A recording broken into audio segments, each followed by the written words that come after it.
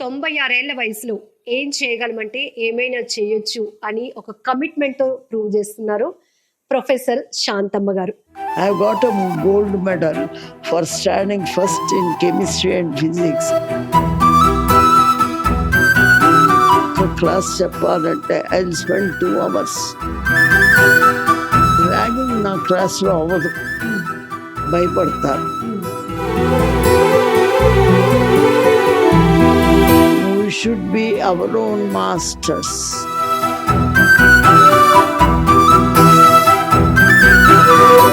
You should have a positive thought.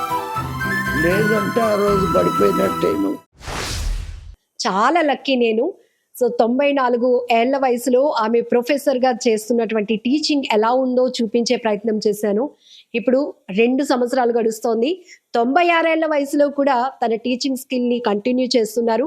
Vizianagaram జిల్లా Centurion యూనివర్సిటీకి ప్రతిరోజు ఇటు నుంచి 40 కిలోమీటర్లు, అటు నుంచి 40 కిలోమీటర్లు విశాఖపట్నం నుంచి ప్రయాణం చేసి ఈ వయసులో కూడా బ్లాక్ బోర్డ్ పైన పాఠాలు చెప్తూ ఎంతో మంది విద్యార్థులను తీర్చిదిద్దిన మహానుభావురాలు ప్రొఫెసర్ శాంతమ్మ గారు మనతో పాటు ఉన్నారు. ఆమె రెగ్యులర్ లైఫ్ గురించి తెలుసుకోవాలి, మీ అందరికీ చూపించాలని నాకు అనిపించింది. సో అందుకే మళ్ళీ మేడంని కలవటానికి వచ్చేసాను. నమస్తే మా, నమస్తే. ఎలా ఉన్నారు? ఉన్నానండి. ఎస్. సో ఎలా ఉంది టీచింగ్? ఇక్కడి నుంచి యూనివర్సిటీకి వెళ్తున్నారు విజయనగరం. అవును, టైట్ అనిపించట్లేదు? కారు ఉంది కదండి, కారులో కూర్చుంటే వెళుతూ ఉంటాను. అంతగా బాధగా ఉంటే మానేస్తూ ఉంటాను, అంతే. ఎప్పుడు అలా అనిపించలేదు, వెళ్ళటమే అంతే. జనరలీ 50 years వస్తే రెస్ట్ లోనికి వెళ్ళిపోవాలనుకునే వాళ్ళు చాలా మందిని చూస్తున్నాం. 96 years. అవును, భగవంతుడు ఇచ్చిన శక్తే, అంతే.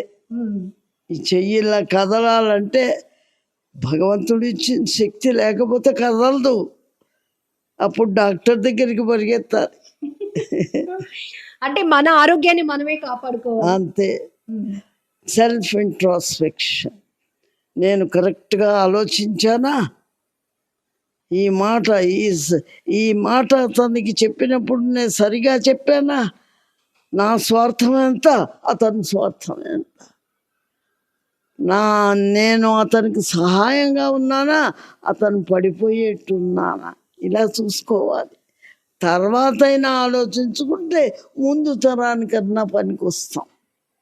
ఎప్పుడూ ఆలోచించాం, నేను చేసింది కరెక్ట్, నేను అన్నది వేదవాక్కు, అంతే. అలా ఉంటే లాభం. డైలీ ఎన్ని క్లాసెస్ తీసుకుంటారు మేడం? ఈ మధ్య ఇక్కడ సెంచూరియన్ వచ్చాక 4 క్లాసెస్, థియరీ క్లాసెస్ 4 hours. అప్పుడో రోజు గంట. కానీ దాంతో పనులు ఉంటాయి. మరి పేపర్ చూడటం, చదవాలి. ఒక పేపర్ చెప్పాలి అంటే, ఒక క్లాస్ చెప్పాలంటే I will spend 2 hours at home with writing, with speaking out to dummy board. అంత చేస్తా. ముందు మీరు వర్కౌట్ చేస్తారు 2 hours. 2 hours వర్కౌట్ చేయాలి, లేకపోతే బాగుండదు. ఆ రోజు ఏదో డొల్లు పోతుంది. నేను చెప్పుకోవటమే, అక్కడ ఎవరో ఉన్నారని చెప్పుకోవటమే. మరి టీచింగ్ ఫీల్డ్ కి ఎప్పుడు వచ్చారు? ఏ ఇయర్ లో? 1956. 2024లో ఉన్నాం ఇప్పుడు మనం. అప్పటికి ఇప్పటికి చాలా సంవత్సరాల తేడా. నేను చెప్పటం అలాగే ఉంటుంది, ఏమీ తేడా లేదు. కొంచెం వాయిస్లో తేడా వచ్చి, కానీ ఆ స్ట్రెస్, ఆ తర్వాత స్టాప్ చేయటం, కొంచెం వాళ్ళ వైపు చూసి వాళ్ళు ఫాలో అవుతున్నారా లేదా, అవన్నీ అలాగే ఉన్నాయి. అప్పటికి ఇప్పటికి స్టూడెంట్స్ లో ఏమైనా ఎలాంటి మార్పులు గమనించారు? మార్పులు అంటే they are not very attentive. In spite of effort, out of 50 students, some 15 students attentive ఉంటారు, the rest alaka. They lose their minds. ఏదో చూస్తారు, ఏదో మాట్లాడతారు, ఏదో. I allow them. కొంచెం కేకలేస్తారు, but I just leave it. We can't go on control them. మీ lesson మీరు క్లాస్ తీసుకున్నప్పుడు అప్పట్లో లాగా లేరు ఇప్పుడు స్టూడెంట్స్ అని చెప్తున్నారు. 50 మంది విద్యార్థుల్లో ఒక 15 మంది మాత్రమే అటెన్షన్ పే చేస్తారు. మిగతా వాళ్ళని కూడా అటెన్షన్ లోకి తేవడానికి ఎలా వార్న్ చేస్తారు మీరు? ఎలా చేస్తారంటే అప్పుడప్పుడు what is it that I have told just now అంటూ ఉంటాను. అప్పుడు ఫెయిల్ అవుతారు. అలా కొన్ని ఫెయిల్ అయ్యాక కొంచెం జాగ్రత్త పడతారు, మనల్ని అడుగుతుందేమో అని. అంతే, అంతకన్నా లేదు, ఎక్కువ జాగ్రత్త ఉండదు. Then I to lose my patience. I don't bother. Let them go head. Let them learn from their experience. మరి ఎంతసేపు వాళ్ళ మీదే కూర్చుంటే చెప్పే వాళ్ళకి చెప్పొద్దు. అబ్బాయిలు బానే అందరూ అబ్బాయిలు అమ్మాయిలు ఉంటారు. కొంచెం లూజ్గా ఉంటుంది క్లాస్లో అప్పుడప్పుడు. ఏదో బాల్స్ వేసుకోవటం అవన్నీ ఉంటాయి, చేస్తూ ఉంటారు. అప్పుడప్పుడు నేను బోర్డు వైపు తిరిగినప్పుడు అది కేకలేస్తూ ఉంటాను. ఉన్నాయి ఇప్పుడు కాలేజీలో అవన్నీ ఉన్నాయి. మా అబ్బాయి అమ్మాయి వెళుతుంటే ఇలా కొట్టుకోవటం అవన్నీ ఉన్నాయి. కేకలేస్తూ ఉంటాం, అంతకన్నా ఏం చేస్తామండి. మా ఈ వయసులో మీరు వచ్చి బ్లాక్ బోర్డ్ పైన లెసన్ చెప్తున్నారు, ఇంత టైం స్పెండ్ చేస్తున్నారు, ఇంత ఎనర్జీ గెయిన్ చేస్తున్నారు వాళ్ళ కోసం అన్నప్పుడు వాళ్ళు డిసిప్లిన్ లో ఉండాలి కదా. అంటే వాళ్ళు డిసిప్లిన్ లో ఉండేవాళ్ళు చక్కగా వింటూ ఉంటారు, బ్యాక్ సీట్ లో కూర్చుంటారు. నేను అటు తిరిగినప్పుడు హుష్ అనేవాళ్ళు. అలాంటి వాళ్ళని మనం కంట్రోల్ చేయలేము. ఒక టైప్ ఆఫ్ ర్యాగింగ్ అంతేనా? ఒక టైప్ ఆఫ్ లో ర్యాగింగ్ చేస్తారు. ర్యాగింగ్ నా క్లాస్లో అవ్వదు, భయపడతారు. అది ఎప్పుడు లేదు. కానీ కొంచెం మాట్లాడుకోవటం, అమ్మాయిల పక్కన కూర్చుంటారు, ఎన్నో నవ్వుతూ మాట్లాడుకుంటూ ఉంటారు. అది కూడా వద్దంటాను. వద్దంటే వింటారా, సహజం. ఆ కాన్సన్ట్రేషన్ తగ్గింది. మేమంటే మా రోజుల్లో ఇలా చూసామంటే కళ్ళు తిప్పేవాళ్ళం కాదు. బోర్డు, మాస్టరు, మేము అంతే. ఇంకో ధ్యాస ఉండేది కాదు. మరి ఇప్పుడు అలా లేదే.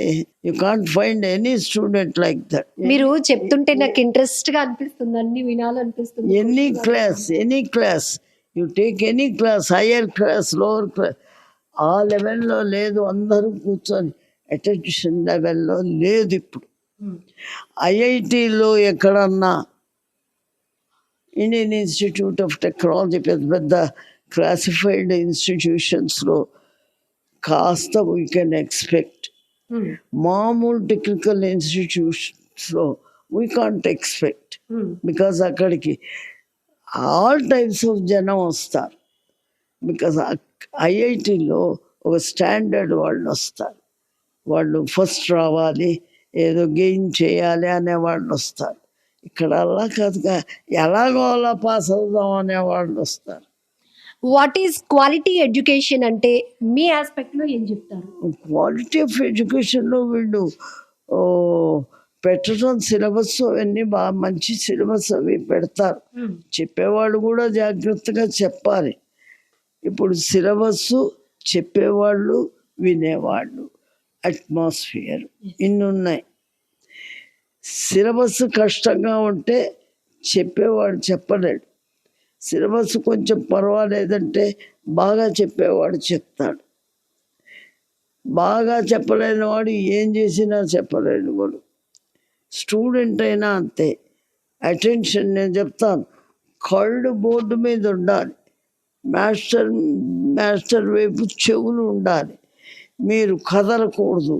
ఇవన్నీ ఒక యోగా స్థితిలో కూర్చోవాలి మీరు, లేకపోతే అర్థం కాదు అని నేను చెప్పినా వినేవాళ్ళు వింటారు. అసలు కొద్దిమంది నిజంగా చదువుకుందాం, డిగ్రీ పొందుదాం, మన ఎయిమ్ ఇది, మన గోల్ ఇది అని అనుకునే వాళ్ళు చాలా కొద్దిమంది ఉంటారు. అలాంటి వాళ్ళు కనిపెట్టచ్చు మనం. మా 1956లో టీచింగ్ ఫీల్డ్కి వచ్చానన్నారు.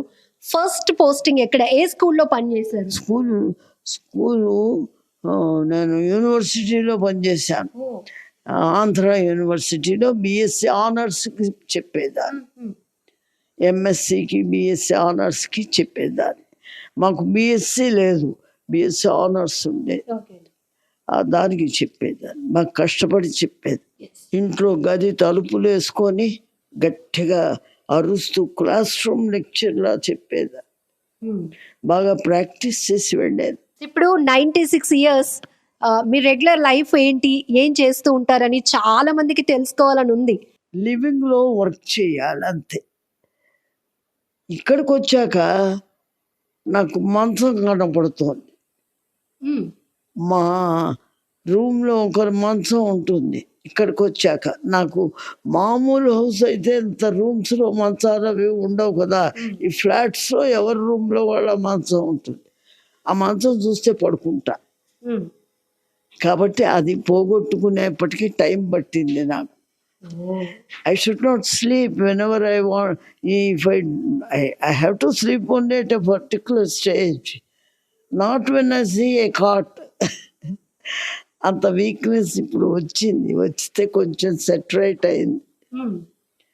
కాబట్టి ఏమిటంటే అలాంటి పిచ్చి పిచ్చివన్నీ సెటరేట్ మనమే చేసుకుంటూ ఉండాలి. Self correction. We should be our own masters. Self introspection. ఎవడో నువ్వేమిటో అలా చేస్తున్నావు అంటే కోపం వస్తుంది. నేనే కనుక నేనేమిటి ఇలా చేస్తున్నాను ఇవాళ అంటే బాగుపడతాం. ఫుడ్ హ్యాబిట్స్ ఏంటి, ఫుడ్ డైట్ ఎలా, ఏం తీసుకుంటారు? ఏంటి ఫుడ్ హ్యాబిట్ అండి? ఆకలేసినప్పుడు తింటా, పిచ్చిగా తిన్ను. చాలా ఈ మధ్య ఏజ్ అడ్వాన్స్ అయ్యాక కొద్దిగా తింటున్నా. మిగతా టైంలో వాటర్ తీసుకుంటున్నాను. ఆకలేసినప్పుడు వాటర్ తీసుకుంటాను. కొంచెం క్వాంటిటీ తగ్గించాను. తర్వాత ఊరికే దుంపలు అలాంటివన్నీ ఎక్కువ తీసుకోవటం లేదు. So I'm maintaining the life very safely, not involving myself into that side or this side. అప్పటికిప్పటికి డైట్ లో చాలా వేరియేషన్స్. అప్పట్లో ఏం తినేవాళ్ళు ఎక్కువగా? అప్పట్లో అన్ని మనుషులు చాలా స్ట్రెంగ్త్ గా అనిపిస్తారు. అప్పట్లో అన్నీ తినేసేదాన్ని. నాకు ఆకలి ఉన్నా లేకపోయినా కనపడితే తినేసేదాన్ని. అప్పుడు పెద్ద కంట్రోల్ ఉండేది కాదు. ఇప్పుడు అలా కాకుండా నిజంగా ఆకలి వేసినప్పుడే తినటం, లేకపోతే ఊరుకోవటం. హెల్త్ రీత్యా ఐఎమ్ మెయింటైనింగ్ దట్. క్వాంటిటీ తగ్గించేసాను. నాకు పప్పు అంటే ఇష్టం, అది తగ్గలేదు ఇంకా. అది తగ్గించాలి, కానీ that give strength to the body. అందుకని ఎక్కువ కాన్సన్ట్రేట్ చేయటం లేదు అంతే. మా ఇప్పుడు జస్ట్ 40 ఇయర్స్కి వస్తే చాలు, లేని హెల్త్ ఇష్యూస్ అన్నీ కూడా ఫేస్ చేయాల్సి వస్తుంది. బట్ గాడ్ గ్రేస్ ఏంటంటే 100 ఏళ్ళప్పుడు కూడా మీరు ఇంకా టీచింగ్ ఫీల్డ్లో ఉండాలి అనేది మీకు ఒక గిఫ్ట్ ఇచ్చాడు గాడ్. ఏం చెప్తారు? అంతే. నాకు ఎప్పుడు టీచ్ చేయటమే నాకు అలవాటు. చూస్తుంటే ఏదన్నా రాంగ్గా పెడుతుంటే now come on it is not like that అంటూ ఉంటారు. సో 1947 ఇండిపెండెన్స్ డే టైం అప్పుడు ఎట్లా ఉండేది? అప్పుడు వచ్చాను. అప్పుడు జాయిన్ అయ్యాను ఆంధ్ర యూనివర్సిటీలో.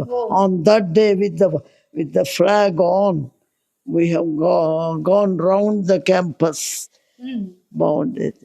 I got a gold medal for standing first in chemistry and physics in intermediate all-round state examination. అప్పుడు కాంపోజిట్ స్టేట్ ఉండేది, మెడ్రాస్ మాది అన్ని. దానిలో ఫస్ట్ వచ్చాను. So I got gold medal. That because of that gold medal, I entered honors. Even though my father, who has trained me, really wanted me to study medicine because I am MPC. MPC వాళ్ళకి last chance అది. ఎంతో బతిమాలారు. No I will go into this honours. Then he said all right. మా అప్పుడు మీరు చదువుకున్నప్పుడు inter కానీ 10th class ఆ టైంలో ఎలా ఉండేది స్కూల్ కల్చర్? ఇంట్రెస్ట్ గా ఉంది తెలుసుకోవాలి. బాగుండేదండి. చాలా చాలా కాంపిటేటివ్గా ఉండేది. ప్రతి స్టూడెంట్ ఇంకో స్టూడెంట్ని చూసి నేర్చుకునేటట్టుగా ఉండేది. వాళ్ళు ఎక్కడ ఫస్ట్ వస్తారు అని. ఎంతమంది ఉండేవారు స్ట్రెంత్? ఉండేవారండి, 25 మంది ఉండేవాళ్ళం క్లాస్లో. I toured at Madanapalli, Theosophical School, Nellore, ABM Girls High School, and Kurnool, Kadapa, Rajahmundry, ఇవన్నీ తిరిగాం. మా ఫాదర్ జ్యుడిషియల్ సైడ్ ఆయన, అందుకని అన్నీ తిరిగాం. సో అన్నిట్లో కూడా I use to fair very well. Visakhapatnam ఎప్పుడు వచ్చారు? విశాఖపట్నం 45. 1945. 45లో ఇంటర్మీడియట్కి వచ్చా. అప్పుడు విశాఖపట్నం వచ్చా. అప్పుడు మన విశాఖపట్నం ఎలా ఉండేది? అంత రబిష్గా ఉండేది. అంత ఇసుకగా, చెట్లు గాలి రకి బాగుండేది కాదు. అయినా మా ఫాదర్ జడ్జిగా వచ్చారు. మంచి ఇల్లు అది ఉండేది, బాగా ఉండేవాడు. మీ బెస్ట్ ఫ్రెండ్ ఎవరు? Best friend? నా బెస్ట్ ఫ్రెండ్ అంటే I can't define like that. I can say only the friend in me is the thought సరిగా ఉంటే ఫ్రెండే. థాట్ ఇలా ఉందనుకోండి,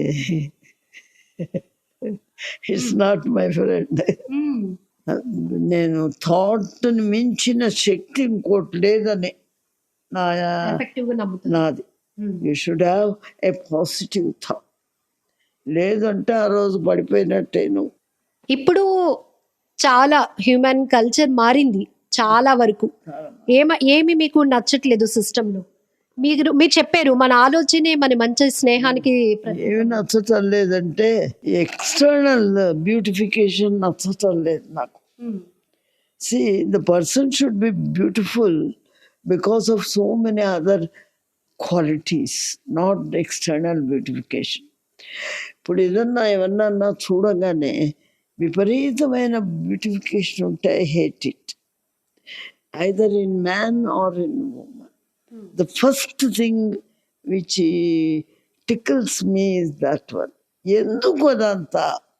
Is it for themselves or is it for others?